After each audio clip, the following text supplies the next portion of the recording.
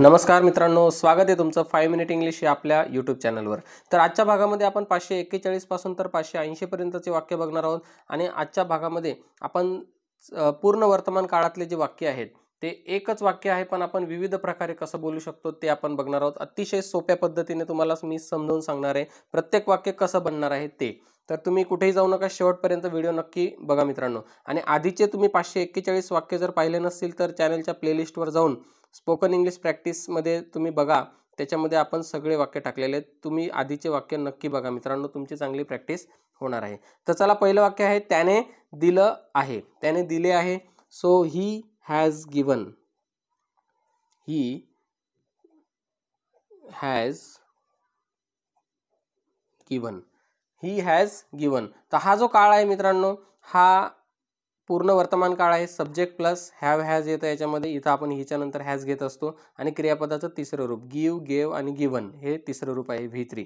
तर याचा जो काळ आहे हा subject plus have oblique has plus V3 plus object असा आहे। ठीक आहे मित्रांनो, हा हॅव आहे। तर त्याच्यानंतर त्याने नाही दिले आहे, हेच वाक्य आपल्याला कसं म्हणूया आपण, ही हॅज नॉट गिवन।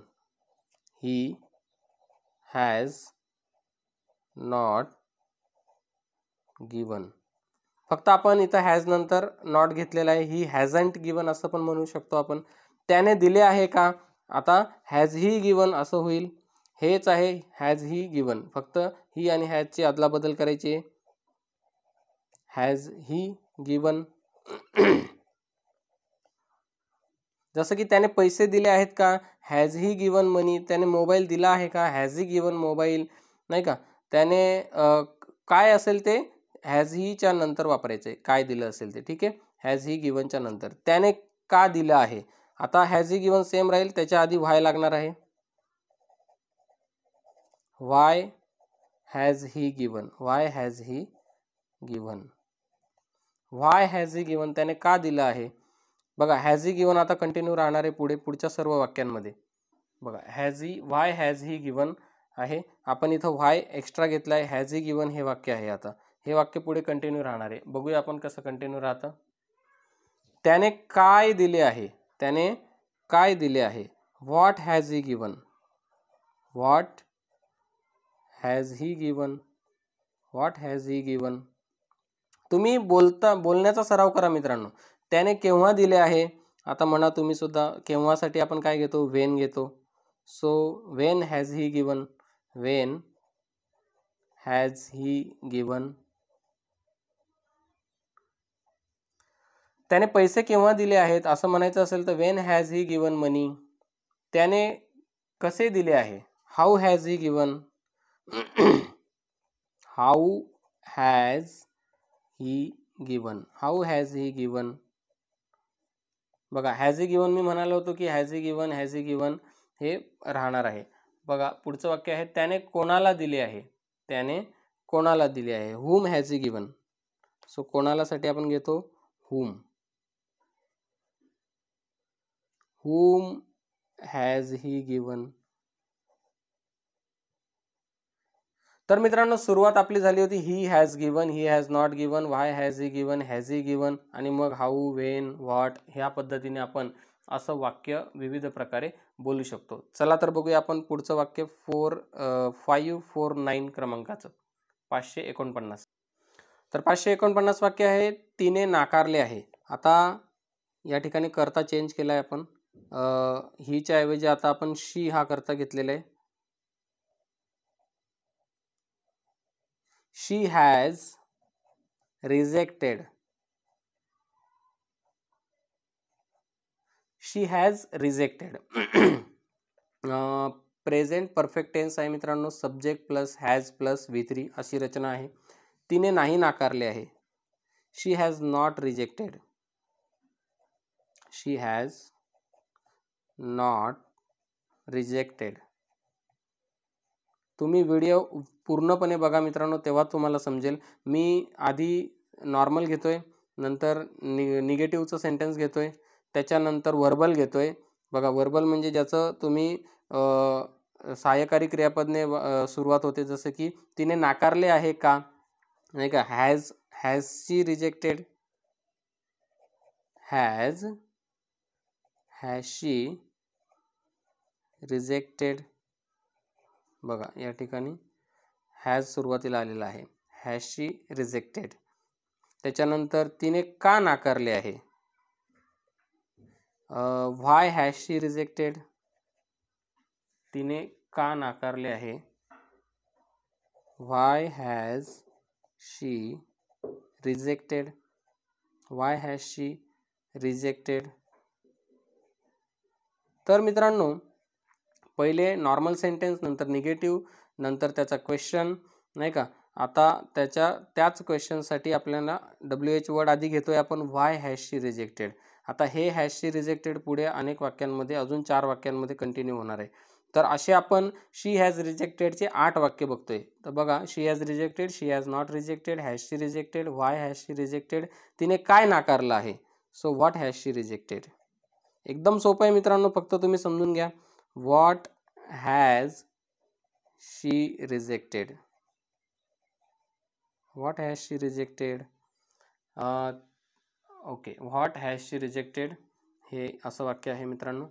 त्याच्यानंतर पुढचं वाक्य आहे, तिने कसे नाकारले आहे, how has she rejected, how has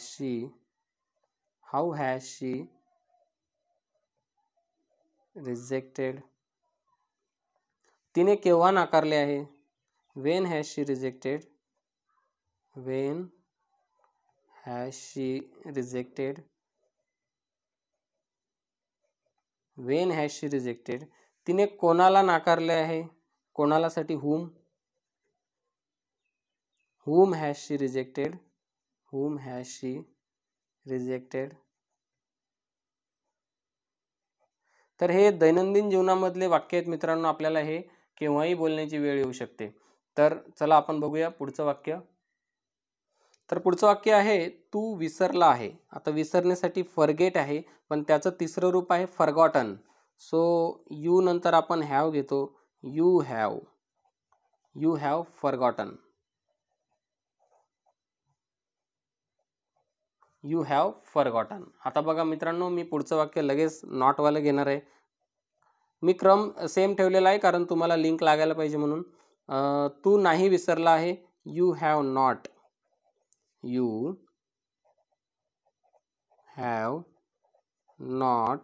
forgotten.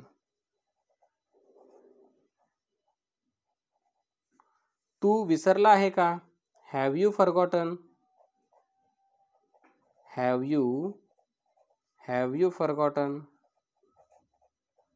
माझ्यासोबत मित्रांनो तुम्ही सुद्धा उच्चार करायचा आहे, तेव्हाच तुमचा सराव होईल, नुसतं पाहिल्याने सराव होणार नाही. तू का विसरला आहे. आता हॅव यू फॉरगॉटन जो आहे हा इथून इथपर्यंतचं हे वाक्य पुरे कंटिन्यू येणार आहे. तर तू का विसरला आहे, तर का साठी आपण व्हाय घेतो, why have you forgotten, why have you forgotten, why have you forgotten. बघा, व्हाय हॅव यू फॉरगॉटन. तू काय विसरला आहे, what have you forgotten, what have you forgotten.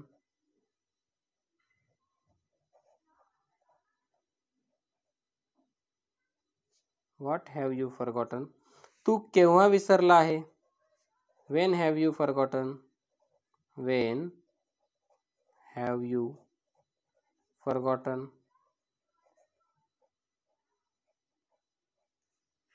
When have you forgotten. तू कुठे विसरला आहे, so where have you forgotten, where have you forgotten, where have you forgotten. तू कोणाला विसरला आहे, whom have you forgotten, whom have you forgotten, whom have you forgotten.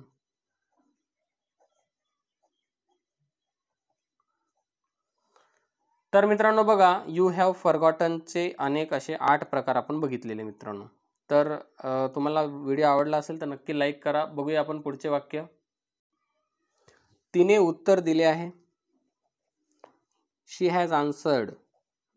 She has answered. तर मित्रांनो, answer हे एक नाउन पण आहे उत्तर म्हणून, पण आन्सर म्हणजे उत्तर देणे हे क्रियापद पण होतं. तर आपण उत्तर देणे हे क्रियापद म्हणून घेतलेले आहे. आता देण्यासाठी जर आपण गिव्ह हे वर्ब घेतलं असतं तर त्याचं गिव्हन हे V3 इथं वापरता आलं असतं. शी हॅज गिव्हन आन्सर असं आलं असतं. परंतु मला उत्तर देण्यासाठी फक्त आन्सर्ड हेच क्रियापद घ्यायचं होतं, म्हणून मी शी हॅज आन्सर्ड म्हणजे तिने उत्तर दिलेलं आहे किंवा उत्तर दिले आहे तसंच आपण घेऊया. त्याच्यानंतर तिने उत्तर नाही दिले आहे. असंच एक मित्रांनो वर्क आहे. वर्क म्हणजे काम करणे. तिने काम केलं आहे. She has worked. किंवा वर्क हे काम पण होतं, नाउन पण होतं आणि वर्क हे क्रियापद पण होतं. So she has done work असं पण वाक्य ते होईल. तर काही ठिकाणी डायरेक्ट क्रियापद घेतलं तर आपल्याला मेसेज जो आहे बोलण्यामधून कम्युनिकेशनमध्ये ते डायरेक्ट देता येतो. शी हॅज आन्सर्ड आहे की नाही, instead of she has given answer. तो चला बघूया. आणि प्रत्येकाची बोलण्याची पद्धत असू शकते, तर मला अशा पद्धतीने सांगायला आवडते म्हणून मी असं सांगतोय. ते पण बरोबर आहे, हे पण बरोबर आहे. ठीक आहे. सो तिने उत्तर नाही दिले आहे. She has not answered. She has not answered. हे क्रियापदाचं तिसरं रूप आहे ईडी लागून, आहे की नाही. V2 सुद्धा तेच आहे, V3 पण तेच आहे.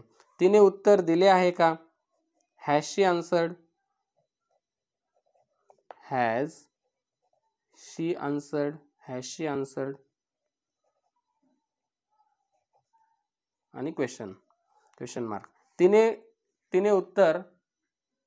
तिने का उत्तर दिले आहे किंवा तिने उत्तर का दिले आहे. सो आता हॅज शी आन्सर्ड पुढच्या 4 वाक्यांमध्ये कायम येणार आहे. का उत्तर दिले, तर का जर मध्ये आला तर आपण वाय घेतो आणि का जर शेवटी आला असेल तर आपण ह्या वाक्याची आदला बदल करतो इथं शी आणि हॅशची. सो हॅज शी आन्सर्ड या ठिकाणी हॅज शी आन्सर्ड इथं का लावायचं फक्त. ठीक आहे. तिने उत्तर दिले आहे हे एक स्टेटमेंट आहे मित्रांनो, पण आपण बोलताना असं पण म्हणू शकतो तिने उत्तर दिले आहे.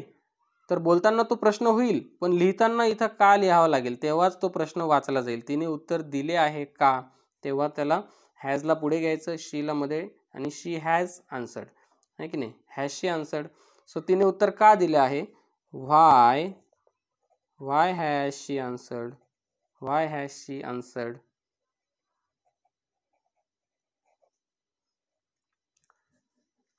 बघूया पुढचं वाक्य. तिने काय उत्तर दिले आहे. So what has she answered. What has she answered. What has she answered. मित्रांनो, मी तुम्हाला शिकवत असताना किंवा एक्सप्लेन करत असताना हे वाक्य पण सुरुवातीला घेऊ शकलो असतो की तिने उत्तर काय दिले आहे, मग असं दिलं असतं की तिने उत्तर दिले आहे.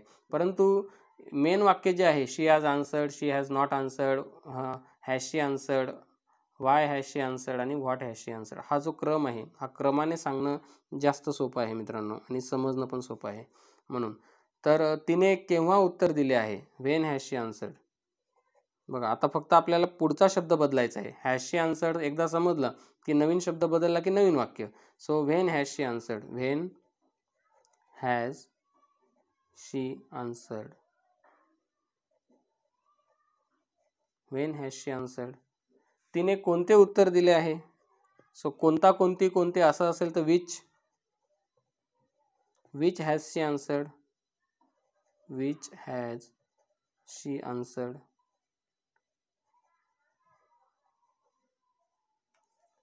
पुढचं वाक्य आहे तिने कोणाला उत्तर दिलं आहे. So whom has she answered. बघा पुढचा शब्द बदलला की whom has she answered. whom has she answered.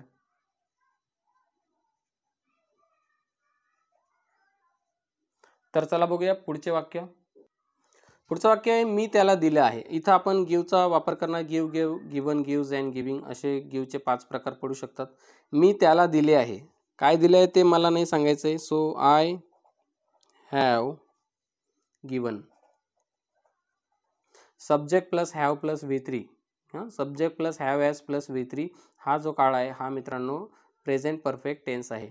तर त्याचाच वापर करतोय आपण आणि हे सगळे त्याच काळातले वाक्य. तुम्ही जेवढे पण वाक्य बघितले 541 पर्यंत पासून आता हा 573 आहे, हे सर्व वाक्य जे आहेत ते पूर्ण वर्तमान काळातले वाक्य आहेत. आणि पूर्ण वर्तमान काळ पण आपण नेहमी सहसा वापरतच असतो, म्हणून आपण त्याची जास्त सराव करतोय.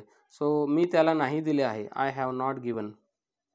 आय हॅवंट गिवन पण म्हणू शकतो आपण, पण आपण समजून घेऊया की हॅव आणि नॉट जवळजवळ आहेत ना. हॅव नॉट म्हणता आलं की मग हॅवंट म्हणा, डायरेक्ट हॅवंट म्हणू नका सुरुवातीला. सो मी त्याला नाही दिले आहे, आय हॅव नॉट गिवन.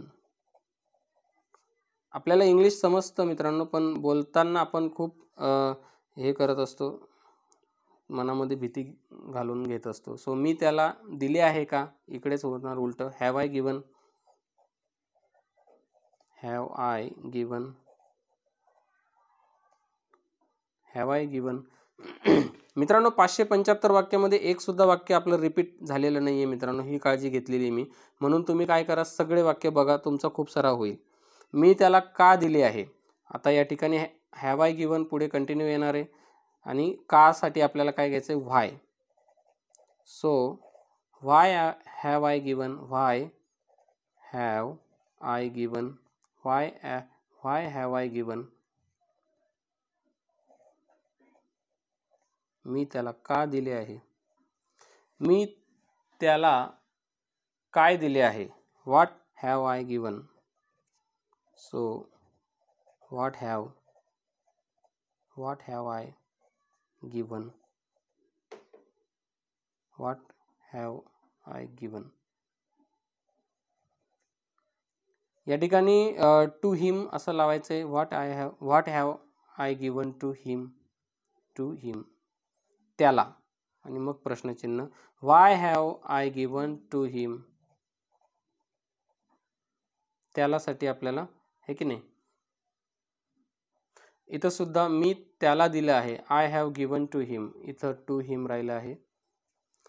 मी त्याला नाही दिले आहे, I have not given to him. मी त्याला दिले आहे का, have I given to him, to him राहिला होता.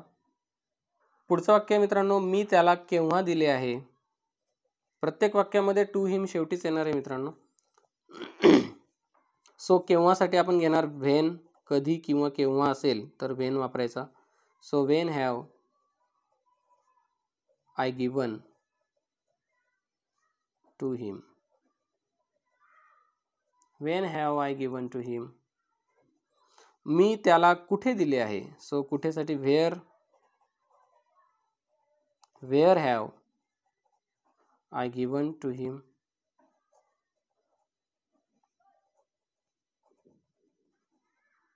प्रश्नचिन्ह, मी त्याला आणि तिला दिले आहे, मी त्याला आणि तिला दिले आहे. सो हे पहिलं जे वाक्य आहे आय हॅव गिवन त्या प्रकारातलं आहे. So I have given to him and her असं होईल. I have given to him and her, त्याला आणि तिला, हिम अँड हर. तर मित्रांनो हा जो काळ होता हा होता आपला प्रेझेंट परफेक्ट टेन्स. तर प्रेझेंट परफेक्ट टेन्समध्ये आपण सब्जेक्ट घेतलेला आहे, जसं की आय, वी, यू, दे. जसं की आपल्याला माहिती मित्रांनो, आय, वी, यू आणि देच्या आय, वी, यू, देच्या नंतर आपण पूर्णकालीन वाक्यामध्ये प्रेझेंट परफेक्टमध्ये हॅव वापरत असतो. So subject plus have, oblique has पण वापरतो. तर हॅज कुठे वापरतो, तर हॅज आपण वापरतो ही, शी, इट आणि एखाद्याचं नाव असेल जसं की राम, या पद्धतीने तिथं आपण हॅज वापरतो. मग सब्जेक्ट नंतर आपण हॅव हॅज घेतल्यानंतर प्लस काय घेत असतो, तर क्रियापदाचं तिसरं रूप, म्हणजे व्ही म्हणजे वर्ब म्हणजे क्रियापद, V3 म्हणजे past participle of the verb. So I subject plus have has plus V3 plus object. ठीक आहे. त्याच्यानंतर जसं की I have eaten a mango, तर मी काय खाल्लेलं आहे, क्रियापदाला कायने प्रश्न विचारलं, काय खाल्लं, तर आपल्याला ऑब्जेक्ट मिळतं. तर ते ऑब्जेक्ट मँगो त्या वाक्यामधलं ऑब्जेक्ट असेल. आणि I have eaten mango in front of you, मी तुझ्यासमोर आंबा खाल्ला आहे. तर तुझ्यासमोर म्हणजे काय, वाक्यामधले अजून शब्द म्हणजे other words. So other words OW. तर हा जो फॉर्म्युला आहे, हा फॉर्म्युला आहे आपला प्रेझेंट परफेक्ट टेन्सचा. आणि हे सगळे जे वाक्य आपण बघितले, हे सगळे प्रेझेंट परफेक्ट टेन्सचे वाक्य होते, ज्याच्यामध्ये काही प्रश्न पण होते, पण काळ मात्र वाक्याचा तोच होता. काळ मात्र तोच होता. आता ह्या वाक्यांचं तुम्ही वेगळा शब्द पण बनवू शकता, जसं की WH word plus have plus subject plus V3 plus object, असं आपण बनवू शकतो. परंतु त्याची काही गरज नाही आहे, कारण तुम्ही किती फॉर्म्युला जे आहेत अनेक ते किती लक्षात ठेवणार. त्याच्यापेक्षा तुम्ही एकच लक्षात ठेवा, हा जो फॉर्म्युला आहे, आपल्याला जे काही 12 प्रकारचे जे वाक्य असतात त्याच्यातला हा प्रेझेंट परफेक्ट टेन्सचा फॉर्म्युला आहे, ज्याच्यामध्ये आपण प्रत्येक वाक्याचे वेगवेगळे वाक्य तर बनवू शकतो. तसं आपण प्रेझेंट परफेक्टचे अनेक वाक्य बघितलेले आहेत. मी एका वाक्याचे 8 वाक्य आज तुम्हाला बनवून दाखवलेले आहेत. तर तुम्हाला अजून लिंक लागण्यासाठी तुम्ही आधीचे व्हिडिओ पण नक्की बघा. तुम्ही चॅनलच्या प्लेलिस्टवर जाऊन स्पोकन इंग्लिश प्रॅक्टिस असं हेडिंग असलेली एक प्लेलिस्ट आहे. त्याच्यामध्ये मी हे सर्व 580 पर्यंतचे जे वाक्य आहेत अनेक व्हिडिओ बनवलेत. प्रत्येक व्हिडिओमध्ये मी 40 वाक्य टाकलेले आहेत. तर ते तुम्ही नक्की बघा मित्रांनो. आणि व्हिडिओ आवडला असेल तर नक्की चॅनलला सबस्क्राईब करा, शेअर करा आणि कमेंटमध्ये जाऊन मित्रांनो हाईप नावाचा ऑप्शन आहे, तर तुम्ही व्हिडिओला हाईप जरूर करा. तर भेटूया अशाच एका पुढच्या इंटरेस्टिंग व्हिडिओमध्ये. तोपर्यंत नमस्कार, धन्यवाद.